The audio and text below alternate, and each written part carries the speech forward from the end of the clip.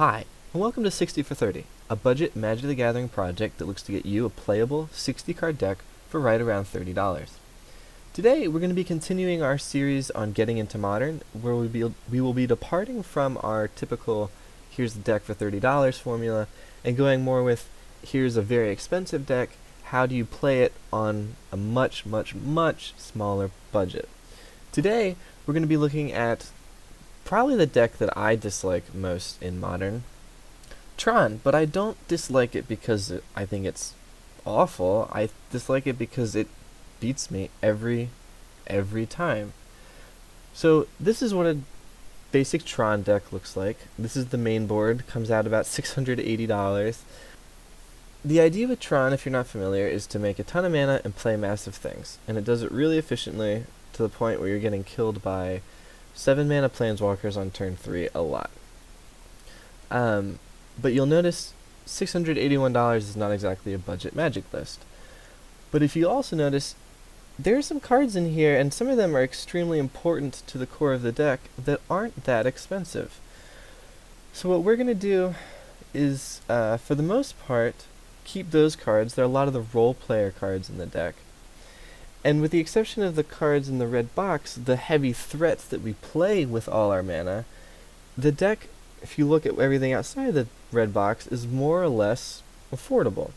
So all we're going to do for this budget list is take that affordable core, play affordable threats, and have a decent playable Magic deck for Modern for the low price of about $84. And I've also whipped together about a $3 sideboard for this deck. Hey, it's also not the best sideboard you can have, but for $3, it's not too bad. So, the core that we're keeping the same is the Tron lands, okay? These are, if you have one of each of these 3 lands out on turn 3, that is 7 mana, because when you have all 3 of them out, they tap for more than 1 mana, which is super fair and fun to play against. So we're keeping our Tron lands, they're not that expensive. And then we're going to keep the other, kind of basic lands. They're not too expensive. Sanctum of Ugin plays really well with a lot of the large colorless threats that we have in the deck, and Ghost Quarter is just a great card in a lot of situations. It's good against control, it's good against Tron. And then these are cards that help us dig for our pieces. Sylvan Scrying can find any land that we need. Ancient Stirrings can find almost anything we need. The deck is so colorless, with the exception of 1 or 2 cards. Ancient Stirrings reads, look at the top 5 cards of your deck and put any of them into your hand. It's important to note here that lands are technically colorless, so you can also use Ancient Stirrings to dig for Tron lands that you need. And then we have more digging for lands with Expedition Map. You can go search just for whatever land card you need, put it in your hand. Chromatic Sphere makes green mana if you need it when you only have colorless mana, and digs through your deck. And then World Breaker's the one threat from the actual Tier 1 Tron list that we're going to play. You'll see it's a massive creature for 7 mana. It kills something when it enters, has reach, it blocks well at a 5/7, and it is recursion with its sacrifice a land and bring it from your graveyard to your hand ability. And this is where we start getting into our budget substitutions. Chromatic Star is the exact same thing as Chromatic Sphere, essentially, but it's $6 a copy and we need 4 of them. We're going to replace with Prophetic Prism. It costs 1 more mana, so it's going to be coming down a turn later, but it does the same things as far as drawing you a card from your deck and helping you turn your colorless mana into colored mana. We're going down from 3 copies of Relic of Progenitus to 2 copies of Sentinel Totem, because Totem doesn't draw you a card like Relic does, which hurts a lot, but they both exile the graveyard pretty well, and Sentinel Totem does dig through your deck if you're looking for a specific piece. Oblivion Stone, and I'll talk more about this later, I think is the card that losing hurts us the most, because I can tell you as a guy who plays lots of Aether Vial decks in Modern, Oblivion Stone is so tough against creature, like, you're just playing a deck with creatures and they land in Oblivion Stone, and you know next turn everything you control is dead. And it's so hard to come back from that. It's a colorless board wipe and it's phenomenal. We're replacing it with Beast Within. Beast Within is a great card. you won't care that much about giving your opponent a 3/3 green beast creature token because you can, slam 5/5s and other massive creatures down, and it gets rid of any problematic permanent, which is pretty good, but it is not nearly as catch-all as Oblivion Stone in that it completely turns the game around, which is a shame. But hey, for $16 less for the playset, it's not a bad replacement. Same thing, Wormcoil Engine. Gosh, this card is hard to beat when it lands because the 6/6 lifelink that if they kill it, they get 2 creatures and one of them has lifelink is so hard to race when they slam this on turn 3 or 4. Thragtusk gives you some of that same life gain on a big body, and when it dies, you're also getting those creature tokens.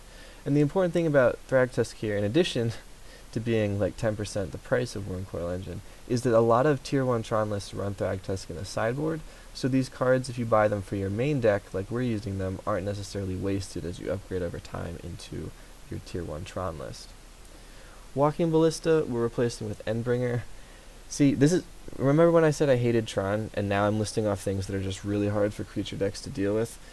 Walking Ballista, when it comes down with 4 counters on it, and they can put 2 counters on it a turn, and it can block and then sack itself, and take its counters off to ping your creatures, and it's so hard to deal with. Walking Ballista is so filthy good. And again, we're going about, 5% of the price with Endbringer, which is a big fat creature that you play. It can ping creatures in a similar way if they're small enough to die to 1 damage. And it also draws you cards and gets your attackers or stalls the game out through with the middle ability. So Endbringer is just very versatile, which is pretty decent for the deck. And then we start getting into the real heavy hitters. Ulamog, this massive 10/10 indestructible creature. The real kicker on Ulamog is that first ability that when you cast it, even if it's countered, since you cast it, you exile whatever your opponent's 2 most important things are. It's really hard to come back from, and he's indestructible, and he ends the game in a hurry. Colossus doesn't exile things, but it is a massive creature that we're getting down for 8 mana that's indestructible, and we're going to not have a hard time getting to 10 mana to activate its monstrosity ability, which turns it into a 20/20 indestructible trample creature that can attack. So that will also end the game in a hurry, and is hard for your opponent to deal with if they don't have Path to Exile. And then this is really where we save, $400? Because we need 4 Karns in our tier 1 Tron list. They're $85 a piece. And yeah, the card's amazing. Once you start playing turn 3 cards, you'll never go back. But, seeing as our whole deck costs about $84, we're going to go with Myr Battlesphere at 20 cents a copy. Also 7 mana, comes down, stabilizes the board because it gives you 4 tokens to block with. It's a great blocker, and it's a good threat on its own as well. And then we have Ugin. Looks cheap compared to Karn at only $46 a card, but still too much for us. Ugin, very versatile, gets big quick zapping their creatures, but it's really that -X ability that makes it hard to deal with, because that can be like -6, so it's essentially a board wipe stapled to a powerful planeswalker. We're going to run Steel Hellkite, which is essentially a board wipe stapled to a pretty decent flying creature.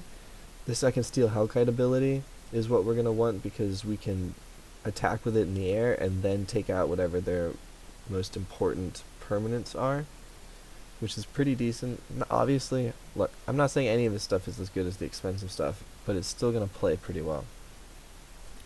Then I talked about this $3 sideboard. I'm not saying this is perfect. I whipped this together. I think it'll help you a bit against Graveyard, it'll help you a bit against creatures, it'll help you a bit against Boggles, it'll help you against Burn. It'll help you against things like Blood Moon that the Tron deck is generally very weak to.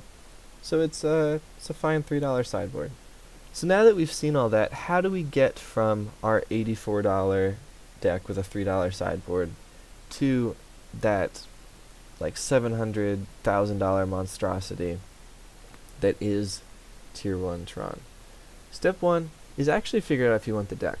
When we talk about budget lists, it's important to remember that $84 isn't not a lot of money, right? It's It's $84. So make sure that you really want it. Take some time and think about it after watching this video. Watch some pros play it on camera so you can see how it plays, how it loses to specific matchups, if that's a play style that you want. Ask yourself how much you're going to get out and actually use it before you drop $84 on it. Think about whether it's worth the investment, and if you'll be happy playing a budget version that isn't going to win nearly as many games as the Tier 1 version. Then, get the budget version. How do you go about doing that?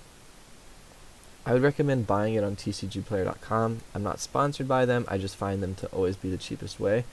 However, if you're not going to just drop $84 on this deck, keep in mind that you can use trades or store credit to get what you need. There are websites that you can trade through. You can go to your store and trade in some of just the cool cards you have lying around that you're not using for store credit, and then use that store credit to get chunks of the deck from your game store. So there are ways to get this for even cheaper than the $84 that I mentioned earlier if you don't want to just drop the money on it. Then, if you didn't get the sideboard, get the sideboard. Sideboards, you'll learn as you play Modern, are extremely important to picking up percentage points against tough matchups. Nature's Claim, for an example, will help you in so many games where you otherwise would have just lost. And then this is really the art of it, is upgrading from the list that I've shared to that Tier 1 list that's one of the best decks in Modern. The key is prioritizing. I have a list of what I would list my priorities as on the right over here.